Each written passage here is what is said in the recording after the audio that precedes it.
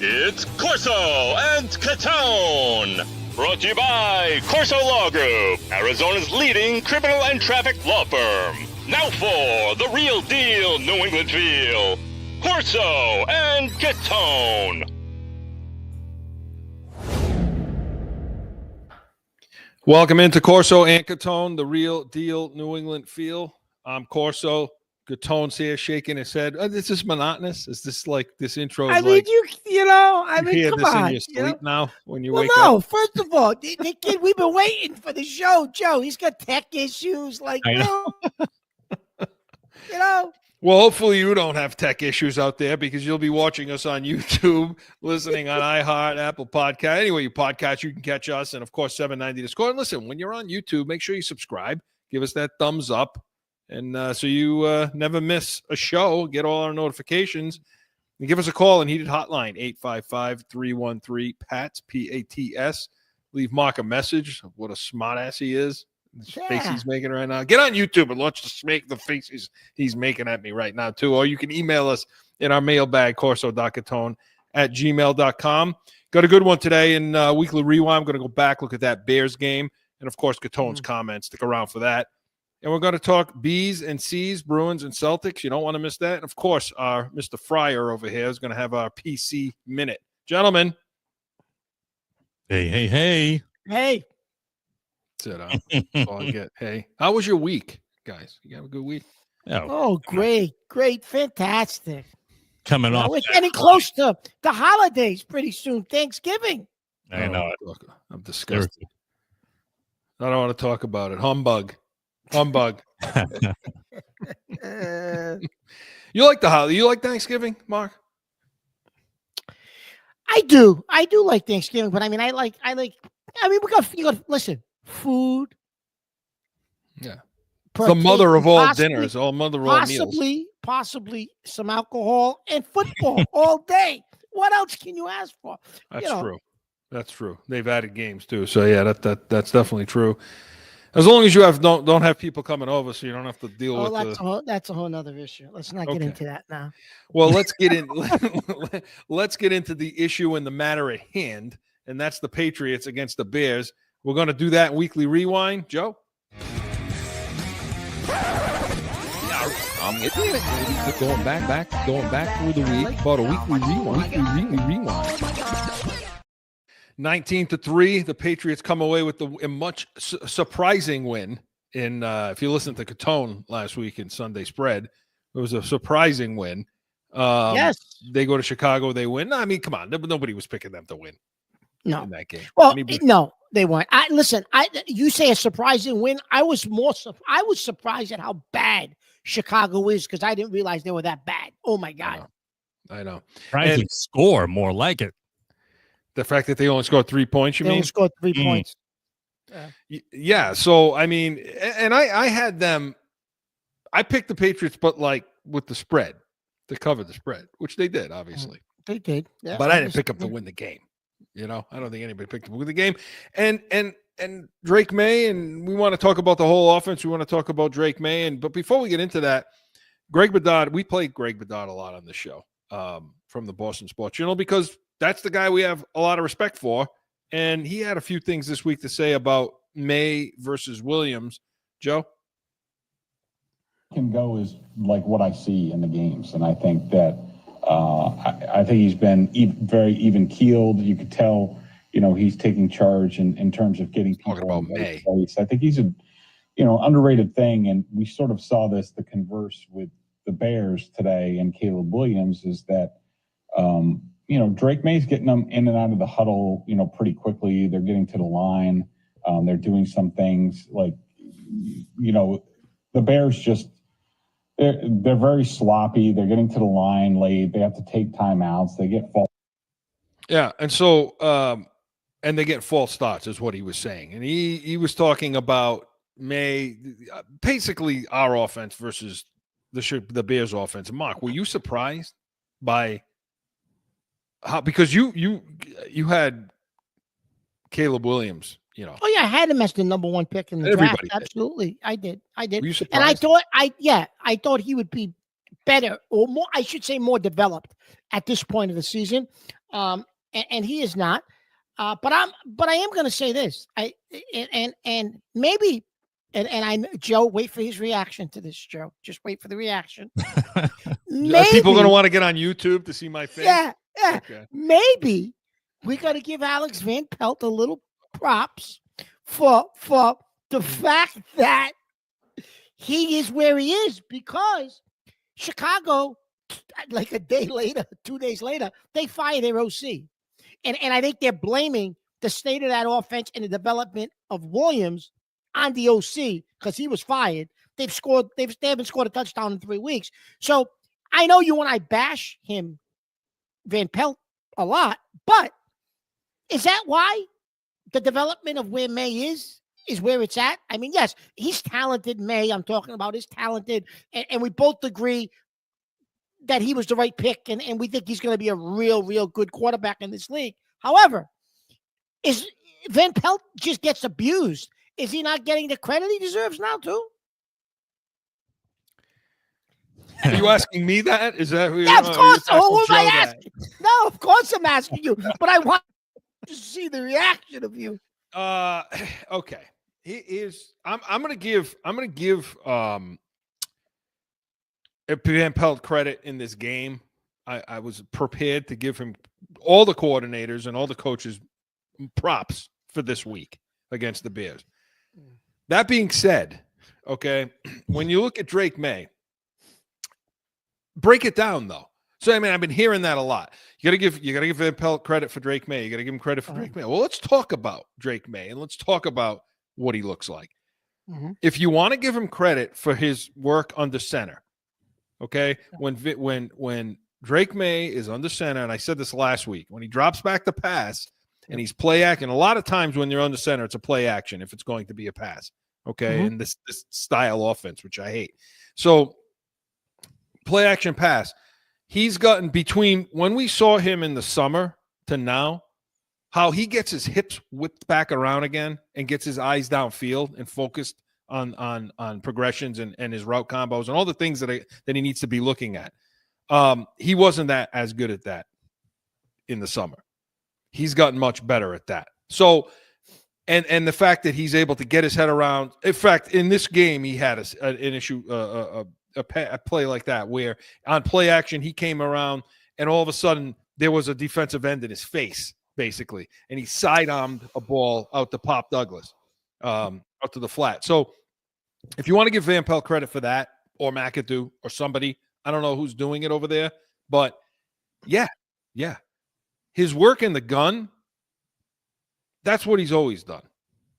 You know, his bailing out of that pocket, he's always been doing that. Does he leave early? Too early sometimes? That was his issue. Is he hanging in the pocket a little more? Is he climbing the ladder like you're supposed to? Yeah. So if you want to give Van Pelt credit for that, although I don't know who's working with him directly every day, God, I don't want to give him credit. This is the problem, Mark. But Chris, with that said, Give him credit. Yes. But with that said, yeah, he does throw that pick where he misses the sideline pattern where the linebacker is clearly there. He rolls out. I don't know what he was looking at, but he clearly misses the linebacker in his read of that. And that's not the first week that's happened to him. So on those particular plays, Chris, he's still struggling a bit. The way he made it sound in his post game, and I want to play. We have some of him in his post game because I want to get to his leadership in a second, okay, and what he showed this week. Yeah, but the way he described that play is as if he was trying to throw it out of bounds. Now, if you go back and watch it and you see his body, the way it was contorted, he didn't get a lot on that throw. So I don't know if he didn't, if it said he didn't see him there, or if he didn't get enough to get it out of bounds. Okay. Either way, it's a huge mistake. Yeah. But I love how he rebounded. Okay. I love how he rebounded. And by the way, he played well in the pocket. Couldn't run the ball this week. They clogged those, they were clogging the middle of the field. They closed those middle gaps. And the way they blitzed, the blitz packages Chicago used against him kept him from coming out of the pocket. And they played a lot of zone too, which helps in that. When they played man, he was able to go. So he didn't have to rely on his feet this week, and he played really well. But talk about his leadership, Mark. And well, you know what? Before you do that, let's hear from him, Joe. If we have that ready, let's hear his post game. The broadcast said that you asked AVP if you could address the offense because you were a little bit frustrated with what you were seeing in practice. What exactly were you seeing that made you compelled to say something? Yeah, I think just little things. I think just taking, that next step is me being the quarterback and, in the offensive meeting room of, these little things that are adding up and hurting us in practice that are leading to game day. I think, last week I mentioned we had, second and third down in the 2-minute drill that we ran it and we couldn't pick up 1 yard, little things like that, just a little detailed and focus. And I think sometimes you get in a practice mode where you're just running plays and not really tuned in and trying to execute, specific plays, trying to just get in a groove of, hey, we're just running plays out here just for nothing. And just really try to, challenge those guys and challenge myself to take each play and, know that, when the game comes, this play is called, it matters. There's so many times, throughout the game, you see how much that play can impact the turnout of the game. So I was just trying to get through to them and probably fumbled some words trying to do it, but I think those guys respected it. So, Mark, yeah, I mean, that came out after the game that he addressed the team on Wednesday after practice because they look like crap. What do you think of that? Talk about his leadership. Well, yeah, as somebody at his age, Chris, to go to address the team, and it was from what we've heard, it was well received. He addresses the team after practice. Team, it's well received from him, and that's showing a leadership beyond his years, and that's not Alex Van Pelt. He asked if he could address them. And of course they let him. So that's just him. That's his intrinsic nature. And that's, listen, he's just turning 22 years old. Yeah. I mean, so and that, Chris, is a direct contrast to Caleb Williams, because all you hear out of Chicago is his body language. He's not leading. He's not taking control of that Chicago offense and saying, I'm sorry, who had that to say? Who had that to say during the draft and after that about in our breakdown of Caleb Williams and what was going to be the issue? No, you did. You did. No, you did. And listen, that doesn't mean Caleb Williams isn't going to become an all-pro quarterback. Yeah. I still think he has the talent. I just think Chicago right now is a dumpster fire, and they got to figure things out themselves. But they have good receivers. They do. So I don't know what's happening there, but your offensive line shows about they do. But this shows about the New England Patriots. So, but I just wanted to contrast the fact that Maye is doing all of the right things, saying the right things, is mature beyond his football experience and his age of obviously only being 22. And I would say, Chris, in his maturity level, he may even be beyond what Jaden Daniels is, even though Jaden Daniels has been starting from day one and looks like he's probably going to be rookie of the year. Yeah. But Daniels, I think, is got a different skill set, is in a different situation. They're running an offense that's different for his skill set. So I give Washington credit. But I think Maye, Chris, might even be more mature in the way he's leading and handling things than maybe, considering his team is terrible. Yeah. In comparison to Jaden, I want to see Jaden Daniels be dropped in the middle of this offense, right, with this talent level, and see if he'd be doing what he's doing, and how he would handle. I think, I think he's going to end up being the best out of the three. I've seen enough to see now that I think we got our quarterback now. I mean, he doesn't give up on plays either. He found Osborne. Osborne went out of, no awareness of where he is on the field. Friggin' Osborne. But that's a whole nother Osborne went out of bounds and came back in. But Maye was to the sideline, and I mean, he had like maybe a millimeter before he stepped out, and he drilled that ball in, and that was a catch. That would have been a touchdown. He did end up catching it. You're right. That would have been a catch. You're right. So he's accurate on his throws. Especially when he's on the run, he's good at avoiding negative plays, and he's getting better on the center. So, I thought he had a great game. I mean, he only threw the ball 25 times, 1 touchdown, 1 pick. They ran really well. But I think, I think you're in good shape with this quarterback from here forward. You are, but Chris, the offense still. Well, let's get to that. Is limiting, and we got a lot to say on that. Yeah, so let's talk about that now. Listen, your favorite formation is the bunch formation with 2 tight ends. You love that. You love it. I mean, they had 328 yards of offense. Mark, listen, this week They played the Little Sisters of the Poor. Well, you look, you Right can't, out loud. you can't do that every damn week, okay? You know, look, we come down on them. Joe's going to love this. We come down on them every week. We need to give them the props when they deserve it. They had 328 total yards of offense. Joe. And they rush for, come on, Mark. They rushed for 144 yards. I mean, you got to give them some props. The play calling was better. It was better across the board. You got to see that. I don't like the formations. I have criticisms. I got some things on here that I didn't like. You know, tight ends on the field. Yes. That list is always there. Yeah. Okay. So all I'm saying is this. You're right. You're going to give them some props for what they did. And we're going to go through what they did and the reason why I want to give them some props. However, I've been listening to the media. I've been listening to what's been going on all week. Let's temper it a bit because they played they played the bottom of the barrel. You didn't do that against the Buffalo Bills. You didn't do that against a playoff team. You did it against the bottom of the barrel, a team that's worse than you. So let's give them their props for what they did well this week. They showed a little improvement, but let's temper it because of the competition they played against, Chris, too. Yeah. Well, okay. I mean, so the props I'm going to give are to, the offensive line, okay? There was 144. You said it, that they're going to have to run the ball. New England's going to have to, but they should be able to run it, and they needed to run it, and they did. 144 yards rushing. There was only one sack given up, but he was hit 7 times. Now, he didn't run a lot. They clogged those gaps pretty good, and they played some zone, and he wasn't able to get out.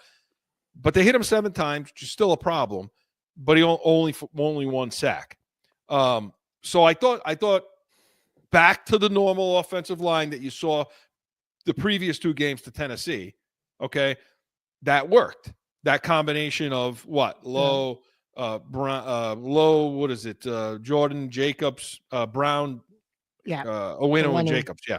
So I thought they played well. I thought the backs were much better. Stevenson, I thought, played a hell of a lot better. Hasty was a good change of pace this week. Stevenson played better, and I like the way they used Hasty, Chris, as a change of pace back, and Gibson as a change of pace back. I liked how the 3 of them worked together this week and how they actually used that one personnel group correctly. So not the others, but that one. Yeah. So I thought they played well. The wide receivers. Okay. Here we go. Here comes the. I mean, the wide receivers still can't. They're still running sloppy routes, Mark. Yeah. I mean, they just. I don't understand what's happening with this group. I get it. I don't like the 2 tight ends on the field more than not. But that's what we're going to see, right? Listen, no matter what anybody thinks, this is what they're going to run all 17 weeks this year. That was 16 games, 17 games. That's what they're running, Chris. That's what they're going to run. Yep. It just pisses you off that how many times he dropped back and there was nowhere to go with the ball. Yeah. And now Osborne played more, which I didn't agree with. No. They won't put Baker on the field. Every time Baker's on the field, Chris, I told you this during the game, and lo and behold, it happened again. Whenever he's on the field, it's a running play.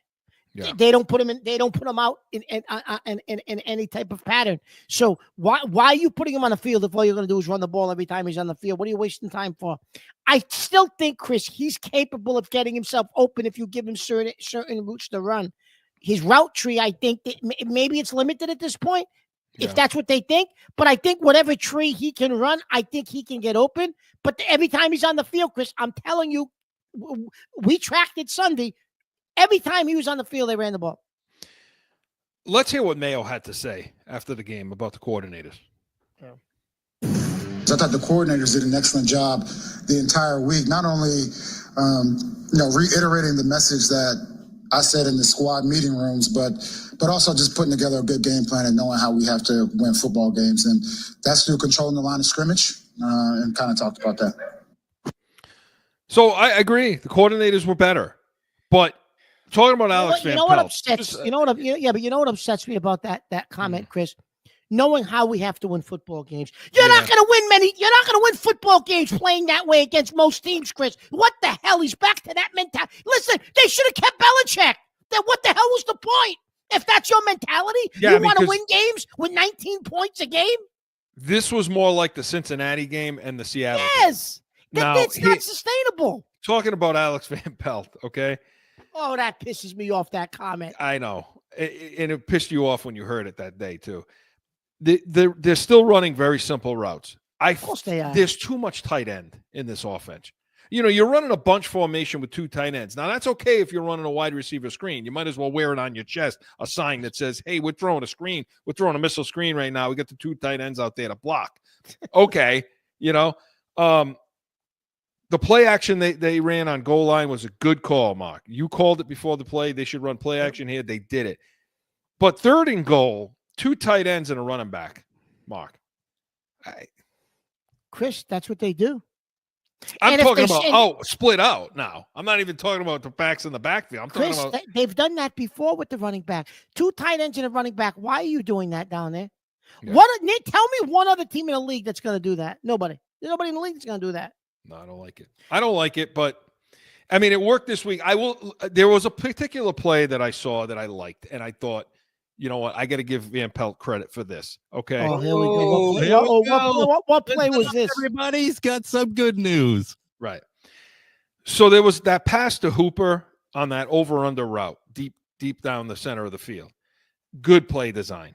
Okay, it was a real good play design.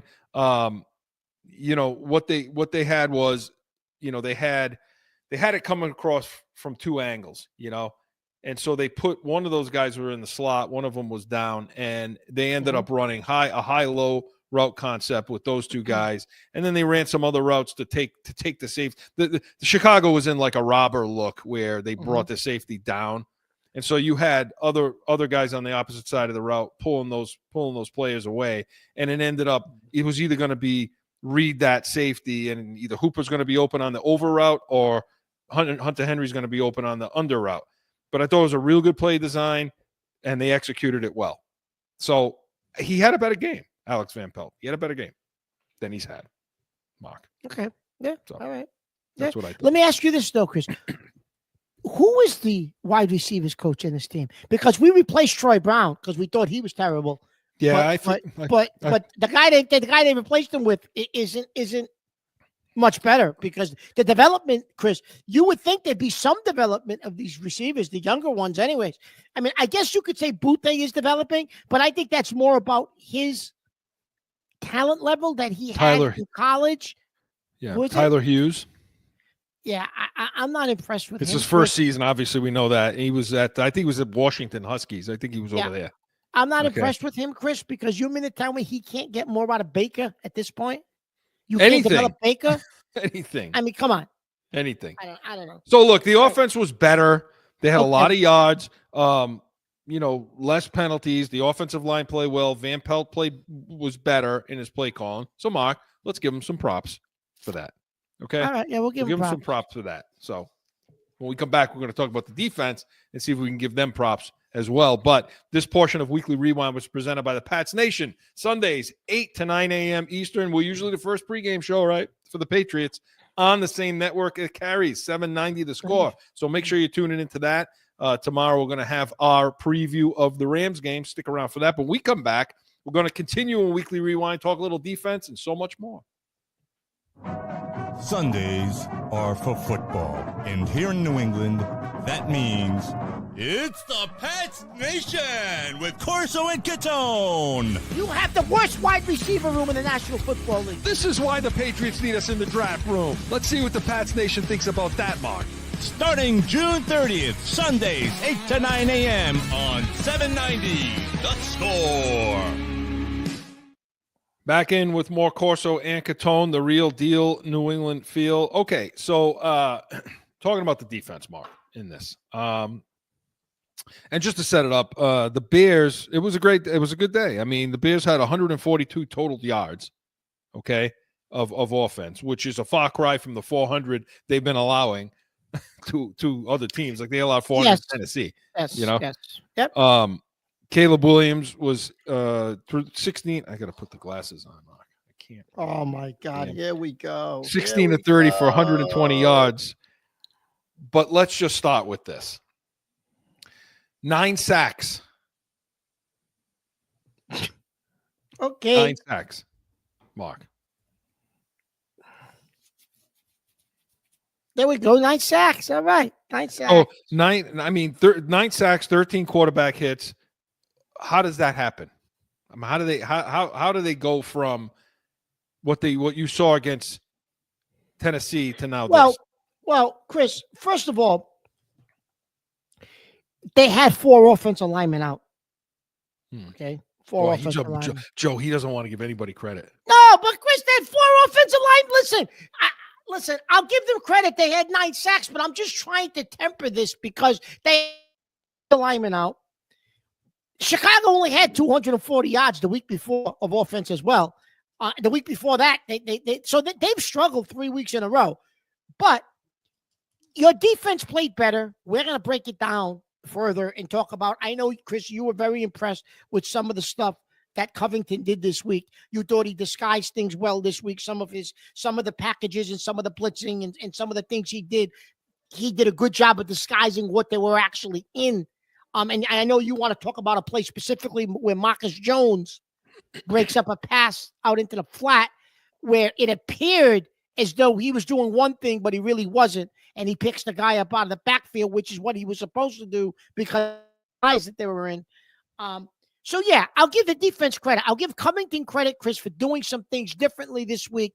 It wasn't as basic and vanilla, and it wasn't as easy to read and to figure out what they were doing as past weeks. And you brought up Cincinnati, Chris. This week, he went back to some of what he did with Cincinnati in regards to how well he was disguising things to confuse a rookie quarterback, right? Yeah. And he definitely didn't know what he was seeing. He was definitely confused.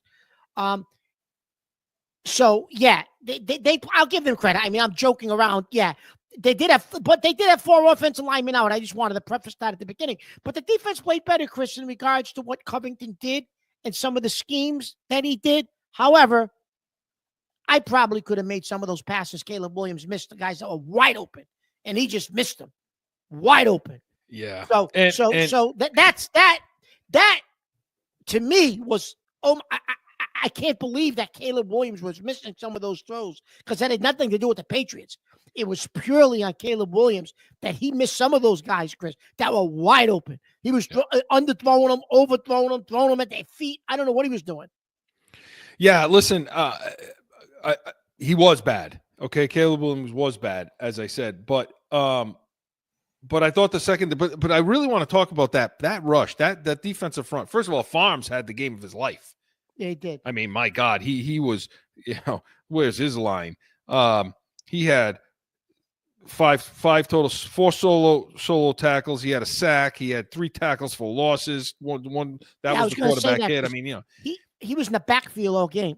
But some of the stats, right, that aren't showing up as how he forced Williams to throw the ball quicker. He's, much quicker than he wanted to throw.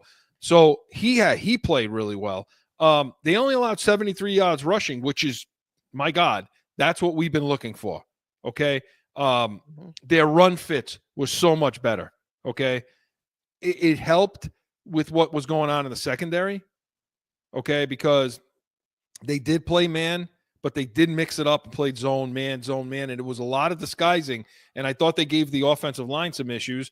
They ran that, everybody's making a big deal about this Longhorn package that they ran with Schooler, who I like him. I liked him in the preseason.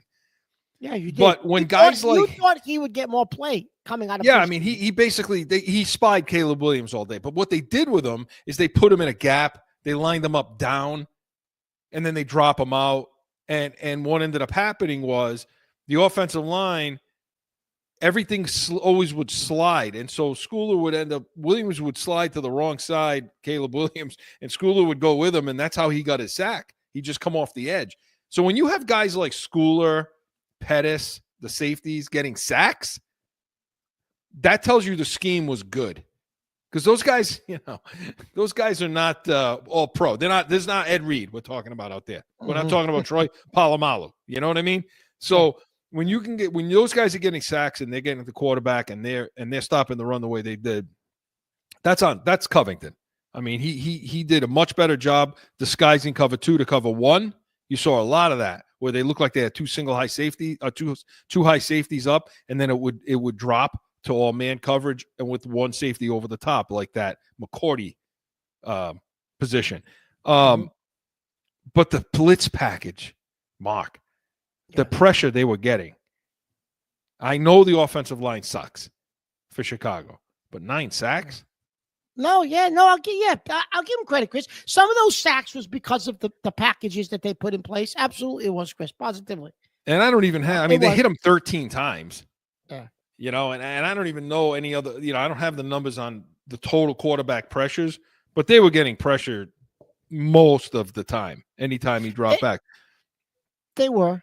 And some of those hits, Chris, though, were also, I would say, was like we were saying about Jacoby Brissett. I think some of those were on Caleb Williams too, Chris, because he didn't know what he was seeing, and I guess you got to give credit to the defense, but he held on to the ball. He just looked looked lost. He looked lost out there. And listen, like I said, Chris, 2 days later they fired the offensive coordinator, who they paid a lot of money to get. They outbid some teams for that guy Waldron. He was supposed to be a good OC. This is one. And he doesn't make it through half the season, or barely. He makes it through half the season, I guess. They fire him. You know. I get that. I understand all that. You know what, Mark? I'm trying to be friggin' positive today. I'm being listen, Joe, I'm trying to be positive. You know, listen, I'm being positive. You know, I'm being positive. I'm just saying that I think it was both. I think they played really well. They had a good scheme working. Covington, I gave Covington props at the beginning of the segment, but I also think that Chicago was just so bad right now that anybody is going to have a better week against them. I'll tell you one thing. You guys, I'm seeing the pattern every time you guys talk about something specific, whether it be the defensive creating more rush and more pressure, and the offensive doing something on with the coordination. I see them put it in place the next week. And you guys I see the pattern happening. It's not the whole game. It's usually the beginning of the game with Van Pelt and the defense. This is the first time I've ever seen the defense do any rushing like that in a long time. Well, what the hell do you think we're doing over here, Joe? I know, I'm giving you guys the props. We are the real deal New England feel. Of course we know what the hell we're talking about. I feel like they're listening out there in Patriot land. They got us tuned in. They're listening. Not. And then the only other thing so we give out props as they should. Now we'll see what happens against the Rams. And tomorrow when we talk on Pat's Nation about the Rams game, we'll see. But Joe, do you have that cut? Last thing I wanted to do. Do you have that cut on Maye on the defense? I do. Let me cue that one up here. And so this was while he's doing that. Just another example of this kid. I'm high on this kid. I really am on Drake Maye. And this is how he gets the whole team behind him. I want to say something too. Go ahead. Let's hear it. Phones down, notepads down real quick. Clap it up for the defense, man. Clap it up. Somebody else clap it up. There we go. Appreciate you. There we go. Drake, let's start with that defense. What was it like to watch them perform on a day like that? Man, it's a good feeling sitting over there, as offense, as a quarterback, that type of defense performance. I feel like, the 11 were out there at a time, but I know 15, 20 played. Just credit to them, and practice this week. Man, it's kind of a good taste of what it looks like. What it looked like for me in training camp. And they get after you, mix up shell, mix up coverage, mix up blitz packages. It's pretty cool to watch, and it's good to be on the other side of the ball. So I got to make some better decisions and keep those guys in good field position. Dude, he's got that locker room. Oh, he absolutely does. Positive. Listen, that goes back. We was just saying how mature he is compared to these other rookie quarterbacks. Yeah. And, so I just had to play that because I liked it. I liked hearing that. No, you loved it. You immediately called me when you heard that, and you're like, "Are you listening to this kid?" Right? But listen, the first clip he played when the female reporter asked him the question she asked him. For a second, because we haven't heard from her in a while, I thought it was Jen from Cranston that was interviewing him. I said, what is she doing on Cranston? Maybe it is, and we don't know. Maybe it is, and we don't know. So look, they played well. We give them their props. There are some things they got to clean up. We know that. It's going to be a real test tomorrow against the Rams. So stick around. We'll figure that out. But let's give them their props for this week in this 19-3 loss. Weekly Rewind was presented by Corso Law Group, corsolawgroup.com. Hey, we took a little while here. We took cutting into Catone's comments. This is a weekly thing now with you. I'm sure he's ready to go, and he's going to let you have it. Stick around. No one ever thinks they'll be in need of a criminal or traffic lawyer. But things happen. Whether it's a traffic ticket or more serious issue, go to CorsoLawGroup.com and talk with these expert attorneys. Time for Catone's comment! I know it's football season, but listen, you know I'm a die-hard baseball fan. I have to bring back up baseball. I have, before we close out for the season. This is supposed to be free agency time for the baseball. Is anybody?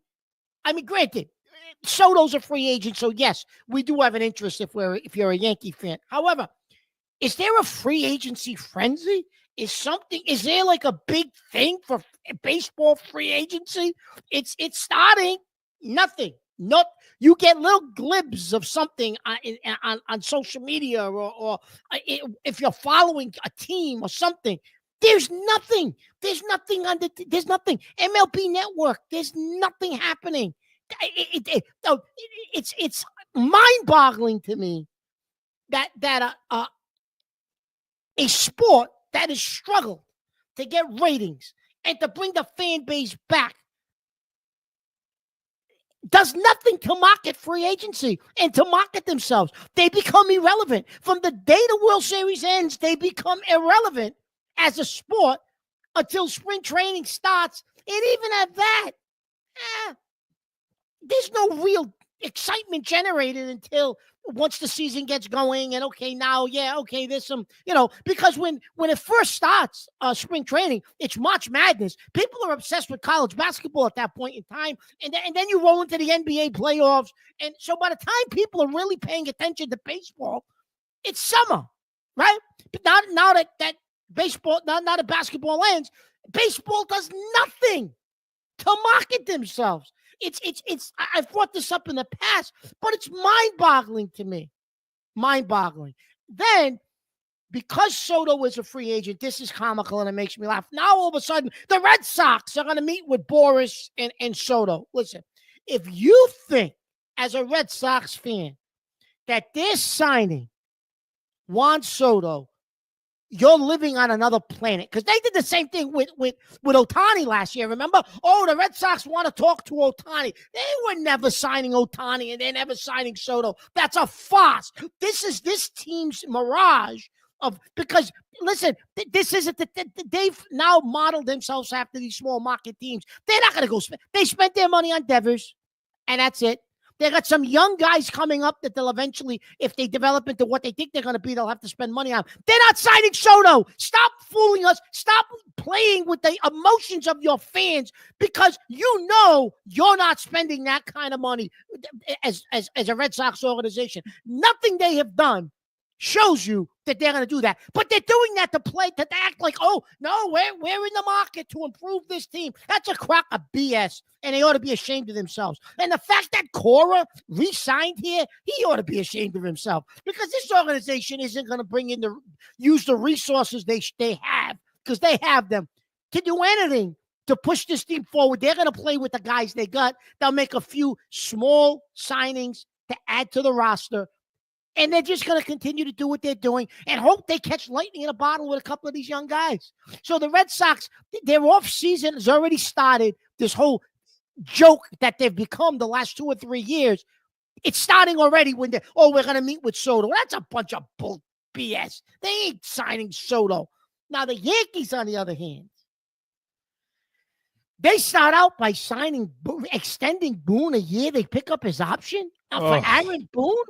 Like, really, Chris? Really? Like, I don't understand what makes you think that he's now going to he got you to the World Series. You had a cakewalk to get there. It just fell perfectly for you in the American League. The teams that you struggled against all season happened to get knocked out. You didn't have to beat them. You make it to the World Series. You put together an embarrassing performance in the World Series. You call yourself the New York Yankees, and you bring back Boone. He mismanaged the bullpen in the World Series, mismanaged pinch hitters in the World Series, and you bring him back. You pick up his player option, and Cashman's back. So it's Steinbrenner, Hal Steinbrenner, same thing. They're all back.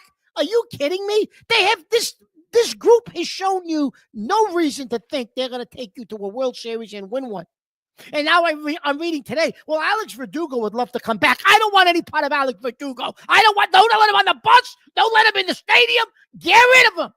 Get rid of him. Give him a cup of coffee and ship him out. Get him out. Do not re-sign him. Please do not re-sign him. You got Jason Dominguez waiting in the wings. They call him the Martian for a reason. Put him out there and let him get his at-bats.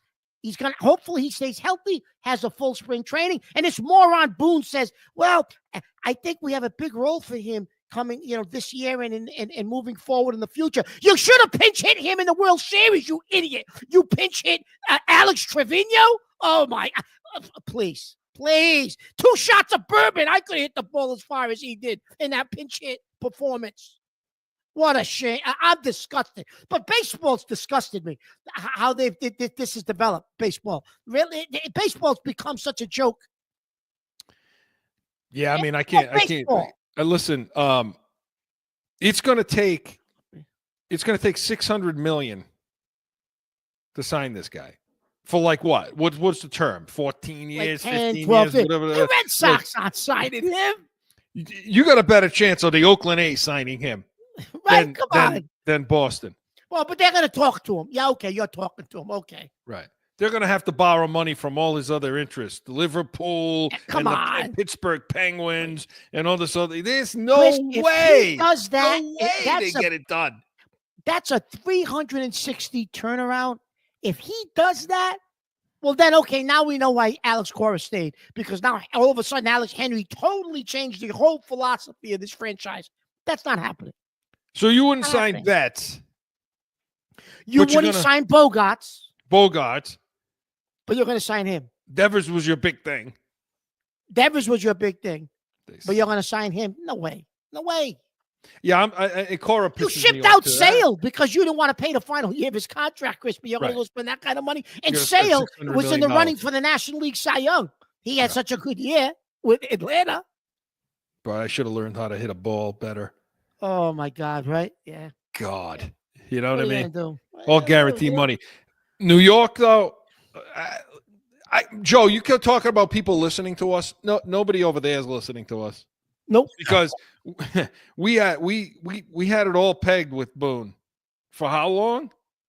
I mean, look what his performance was in the damn World Series, in the Cleveland series. I mean, it was just atrocious. Panicking, bringing guys in, Mark. And they immediately picked up that option on him immediately. Yeah, you're 1,000% right. And you know what? After Soto gets signed somewhere, I don't know. It's crickets. Nobody's going to care. Nobody cares. No one cares. But even that, Chris, you've got a guy at his level. Pitches and catches report in what, 2.5 months, something like that? Yeah, the prime of his career, and there's no hype. There's no hype around free agency at all, Chris. No. You couldn't name one free agent in Major League Baseball besides Soto. Nobody could. You can't even name him. But yet, they're still, by sport, one of the highest revenue sports out of the 4 major. Chris, it's amazing to me. How the hell is that? So it's all all those TV deals. It's all those regional deals. It is. Yep. Mark, you're right. Nobody cares. I'm not saying nobody cares about Catone's comments, but nobody else cares. Good stuff, Mark. Catone's comments was presented by the Pats Nation Sundays, 8 a.m. Eastern. Pre-game show for the Patriots game on the same network, 790 The Score. So make sure you're tuning in and get a preview of the Rams game tomorrow. But hey, when we come back, we're going to talk B's and C's, no flipping. Sundays are for football. And here in New England, that means it's the Pats Nation with Corso and Catone. You have the worst wide receiver room in the National Football League. This is why the Patriots need us in the draft room. Let's see what the Pats Nation thinks about that, Mark. Starting June 30th, Sundays, 8 to 9 a.m. on 790 The Score. Back in with more Corso and Catone, the real deal, New England feel. All right, B's, C's, Joe. Hit it! The Boston Celtics are the world champions, and they have shown the world how great a ball club they really are. Screenshot,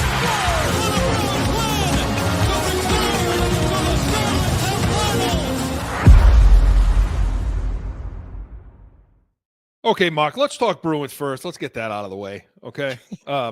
If we can. Off to a bad start. I mean, we see it. We know it. It isn't even that they're losing games. It's the way they look. It's the way they're carrying themselves. And I think it starts with the coach. I mean, look, they won against the St. Louis Blues the other night, earlier in the week. And they did something they don't typically do, right? They come back in the third period, win it in regulation. They came back, from 2 goals down? 2-0. It was down 2-0, and they came back and they won it 3-2 in regulation. You're right. No overtime. So we'll give them props for that game, okay? But it doesn't – the problems are not solved, and it's just getting worse. And it just feels like Montgomery – I think he's lost that room completely. But they get outworked almost in every game. It's sloppy. Up and down the ice, both defensively, offensively, sloppy. Turnovers in their own end. Bad penalties in both ends. But the penalties in the offensive end, Mark, when the hell do you see that? I mean, you get penalties in your defensive end because, they're buzzing around and you hook. Something happens. But you're in your own, you're on the offense now. You're in their end.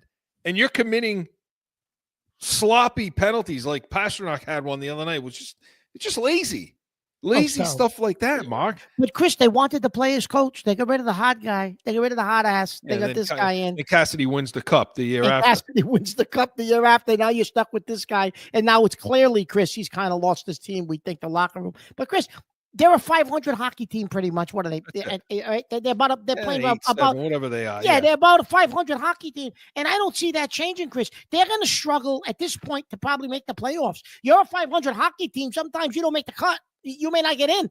So here's a team 2 years ago that had the best historically best record, most points in hockey in history. They're going to struggle to even get in to the playoffs. Like, do you think this guy survives the end of the year, like the end of this, like say the holidays by Christmas? You think he's still here? I'm surprised he's still here.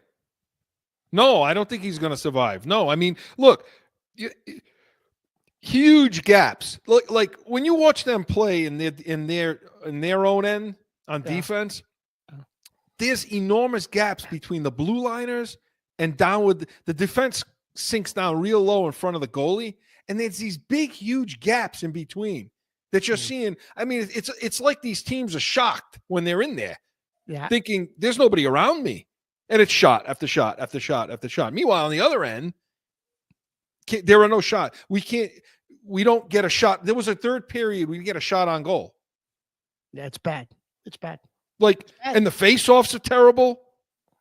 They're missing passes. And Chris, they have nobody that you can even say, well, you know what? They got a couple of young guys coming up that they're going to change the trajectory. They're either maybe mid-season or in the future, because they've made so many trade deadline trades to try to win a cup. Right. They gave up draft picks after draft pick. They really don't have any young talent, Chris, that you can point to and say, but these guys are gonna, when they come up, we're gonna, they come up later in the year, maybe they push you, or next year they're gonna be ready. They got nothing. Nothing's coming to save you. No, I know, and talk about and the last thing I'll say is about the power play. Their special teams are atrocious. I mean, they were against St. Louis. I keep bringing that up. They were 0 for 4 on the power play. Okay. But it isn't even that they're 0 for 4. It isn't even that they're 0 for. It's shots. They don't even get shots. Chris, that's a carryover from the playoffs last year. Remember in the playoffs last year in that Florida series? They weren't even getting shots on power plays. No. And it's just a continuation from there. So for you Bruins fans out there, it's going to be a long year. It's already been a long year. I wouldn't expect Montgomery to last. Maybe if he goes, what about the goaltending, Chris? Quick, because we gave him a ton of money before we move on. Yeah, he's not worth it. Nobody's worth it. Nobody's worth $8 million. You're 7 or 8-7, whatever it is. So let's flip to the Celtics now, okay? And I want to talk about the Atlanta loss in that, whatever that tournament thing was. Oh, that that stupid one, thing. yeah, that 117-116 loss. And I wanted to hear from Missoula. We heard from him after the game, Joe. They played harder and they played more physical than we did, and they got 20 offensive rebounds and forced us into 20 turnovers. So you let a team outshoot you by the shot margin like that, and you're not going to win. Yeah. You agree? Can you the turnovers? A lot of them were just careless entry passes. What can you attribute to kind of just the carelessness with the ball? Their physicality, their ball pressure. To a couple of passes on our heels. Their long, active hands, but just didn't. Some of the reads were there. They just didn't connect on the passes. But it's a credit to their physicality and their ball pressure. He says it. How many times did he say physicality? Yeah, several. So is that his way of calling the team out? Yeah, Absolutely. I would say so, right? Absolutely. He's not a confrontational guy with the team, it doesn't seem like, but he's definitely calling them out. I mean, yeah, you're right, Chris. What did he say? 3 times, 4 times? Physicality, right? I mean, come on. And then the one thing with him, Chris, is so I give him credit for calling out the physicality, right? But then he also brings up the shots, right? 20 turnovers. They outshot. They took way more shots than we did because of the 20 turnovers, and you can't win that way. But that's always been his obsession, Chris. You know, the more shots you take, and if you're taking 3-pointers, you're going to eventually win the game because your 3-pointers, and if you're doubling their shots, you're eventually going to score more points than they will. And that's been his philosophy since last year, which you and I absolutely couldn't stand when he did that last year, Chris. I was saying about the shots. Well, they got more shots than we do. But, Chris, that's his philosophy. You can get more shots and they're 3-pointers, then you're going to win most of your games, right? And that's not, that's not what is necessarily happening. Yeah. You know, and they've lost almost as many home games this year, Chris, as they did all of last year. Yeah. Right? Well, for those of you out there on YouTube, I'm having issues with the camera today. Having a few issues with the camera, but you can hear me. One other thing before we go, you take it back over. We talked about this, you and I, at the end of last season. Yeah. Even after they won it and during the season, but they did win the championship. Is that sustainable? Is the style of play that won them a championship, is that sustainable year after year? I don't know if that's sustainable. I mean, I don't know. No, it's not. I don't. It's not sustainable. Look, for all that you talked about, he wants to shoot 3-pointers by percentages. Well, you know what? For all you nerds out there that like that, didn't work against the Hawks, did it? They were 18 of 45, 40%. And Chris, that hasn't worked in a couple of games, and every time they've lost. Yeah, you shoot 40%. The math says that you're going to win the game. Didn't work in that particular game. So most games they lost 27%. They had 68 points in the paint. Am I looking at that right? They had 68 points in the paint to 32. That's how you lost the game.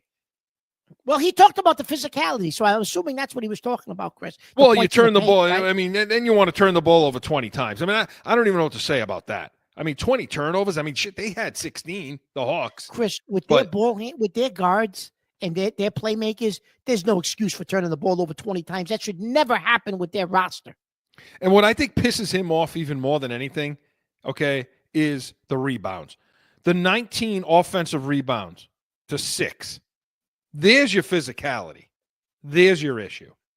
Okay? Because you get out rebound. I mean, fine. Defensive rebounds was 28, 25, the Celts. But when you get on the offensive end, and it was just, you watched that game, right? It was sloppy. It was ugly.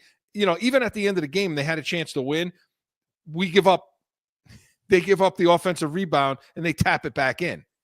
Nobody's rotating over. No, it's just simple as this. Nobody's boxing out. Like, they're not finding a guy and boxing him out as you would do in, youth basketball, okay, and learn to do it there. They're just – do you feel like – and so we know that game was a mess. But do you feel like they're rolling their, they're rolling their helmets out and feel like they could just win? Yeah, no, I do. I think they just think, Chris, that they have so much talent that, it's, and even some of the games they've won, Chris, as you watch the game, it's like, we can roll out, do what we do, play our game, and we're going to eventually wear this team down, outshoot them, outscore them, and we'll win the game. Because there's been a few games, Chris, they've had to score a lot of points to win. They haven't played a lot of good defense. And yes, Porzingis, I'll give him the excuse, Chris, he's not there. And they'll be more physical, and they'll be better in the paint when Porzingis comes back. But you made a good point, Chris, during the Atlanta game. You said, but Mark, even if he comes back, you don't know how long he lasts. He's injury prone. Is he even going to be there for the playoffs? So you're going to have to either bring in somebody at the trade deadline. You're going to have to try to figure this out, Chris, because I don't know if you can win a championship the way they're playing in the paint right now. And I know it's early. It's only, it's November. But early things that didn't show up last year, Chris, are showing up. And you brought up the home losses already. They have two home losses? They had 4 total last year? Yeah. So those things they're getting outworked. Like, they're getting outworked in a lot of games. And even in the wins, even in some of these wins, they're still getting outworked. Yeah. And how about your friend at the end of the game again, Tatum, regulation? I can't put the ball in his hands. When I need somebody, call in Heated Hotline, email us. Somebody tell me the last time he had a game winner. Yeah. I'd rather put it in Pritchard's hands. Honestly. And we're referring to anyone that missed that Atlanta game in the end of regulation. Again, they tried to get the ball in his hands. It was sloppy. Takes that fall away from the top of the 3-point line. Like, come on. Yeah. It's not. Sucks. It sucks. So we'll see what happens. Let us know what you think in Heated Hotline. And with the time we have left, speaking of basketball, let's talk about the PC Friars mock basketball program with our alumnus here, Mr. PC Fryer himself, Mark Catone. How's this team looking? What do we think? So they're struggling right now. They're winning. They've won 2-3 games already, 3 games, but they're struggling, Chris, because they won the other night against Hampton, who is a low-level D1 team. It was like a 4-point game with like 4 minutes to go, and then we pulled away a little bit. We had created a few turnovers. They only had 7 healthy players for a while practicing. They're now starting to get healthy. Kim English, the head coach, is figuring out rotations, figuring out who will play with who and what of his combinations. Bryce Hopkins, their potential first-team All-Big East player, is not back yet from his torn ACL from last year. They're hoping to get him back maybe by they go Thanksgiving week. They go to the Bahamas, Paradise Island, for the Battle of Atlantis. They hope to get him back by then. If not, by the Big East season opener. He's going to add a big difference to the team. But they're working through the kinks right now and trying to get rotations right. Did they get some guys? They got some guys back. Because last year that was a problem. The guys that Cooley had didn't fit with. No. He's now got the guys that he wanted, Chris. This is his team now. So the pieces are his. They supposedly, the guys he brought in will fit his system.